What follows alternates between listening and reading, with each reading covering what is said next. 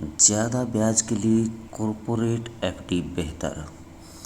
RBI की ओर से लगातार 3 बार रेपो दर को यथावत रखने के बाद स्मॉल फाइनेंस बैंक को छोड़कर सभी बैंक एफडी पर ब्याज घटाने लगे हैं दोस्तों। हालांकि कॉर्पोरेट एफडी पर अब भी 8% ब्याज मिल रहा है।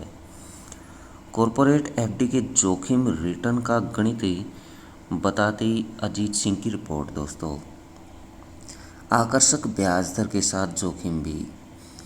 हाल के समय में ऐतिहासिक स्तर पर पहुंची फिक्स्ड डिपॉजिट अथवा एफडी की ब्याज दरें अब नीचे की ओर जाने लगी हैं। अब ज़्यादातर बैंक 8% से कम ब्याज दे रहे हैं।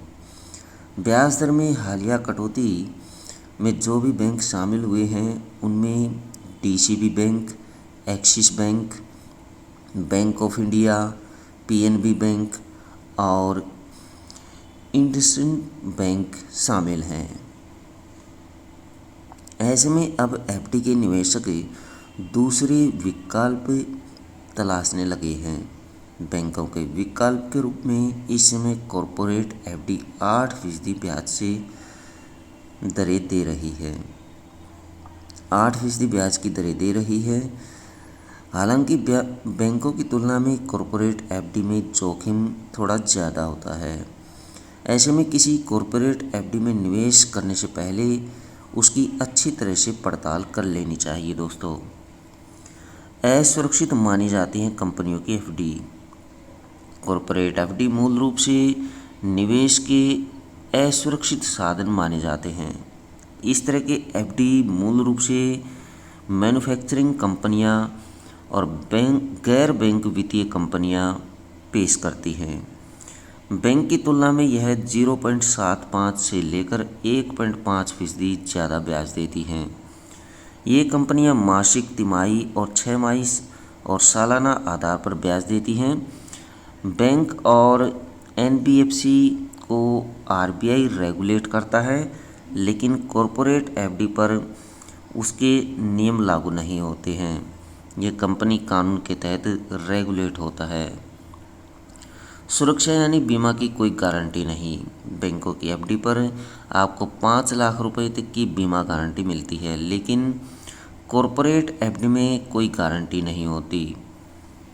सबसे बड़ा जोखिम क्रेडिट रिस्क का होता है, इसलिए कॉर्पोरेट एफडी के जोखिम को जांचने के लिए उनकी रेटिंग अवश्य देखें।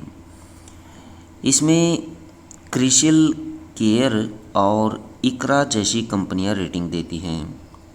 ऐसी कंपनियों के डिपॉजिट में निवेश के लिए उनकी रेटिंग AAA या कम से कम AA+ होनी चाहिए। AAA या फिर AA+ रेटिंग होनी चाहिए। हालांकि कुछ मामलों में AAA की रेटिंग भी सुरक्षा की गारंटी नहीं होती है। कॉर्पोरेट एफडी से निकासी के लिए बैंकों से ज़्यादा कड़क नीतियाँ होती है। समय से पहले निकासी करते हैं तो बैंक की तुलना में ज़्यादा जुर्माना लगता है। कुछ मामलों में तो कंपनियां समय पर मूल चुकाने में भी विफल हो जाती हैं। कुछ मामलों में तो कंपनियां समय पर मूलधन चुकाने में भी विफल हो जाती हैं। दोस्तों, दूर रहें छोटे निवेशक, लंबी अवधि से बचें। किसी तरह का कर लाभ नहीं है। कंपनियों के एफडी में किसी भी तरह का कर का लाभ नहीं मिलता है। अगर आप ब्याज कमा रहे हैं और एक वित्त वर्ष में 5,000 रुपये से ज़्यादा है तो कंपनी 10% के हिसाब से टैक्स काटती है। यदि 5,000 रुपये से ज़्यादा एक साल में आपने ब्याज कमाया है तो 10% आपको टैक्स देना होगा। पैन नहीं तो 20% टैक्स कटेगा। यदि पैन कार्ड नहीं है तो 20% टैक्स कटेगा। अगर कोई कंपनी आपको 9% ब्याज दे रही है तो इसमें से वह कुछ हिस्सा एजेंटों को भी देती है। इसलिए जमा पर उसकी कुल लागत एजेंटों के कमीशन और आपके ब्याज सहित 12% से 10% तक पहुंच जाती है। कुछ कंपनियां तो एजेंटों को 20% तक कमीशन देती है।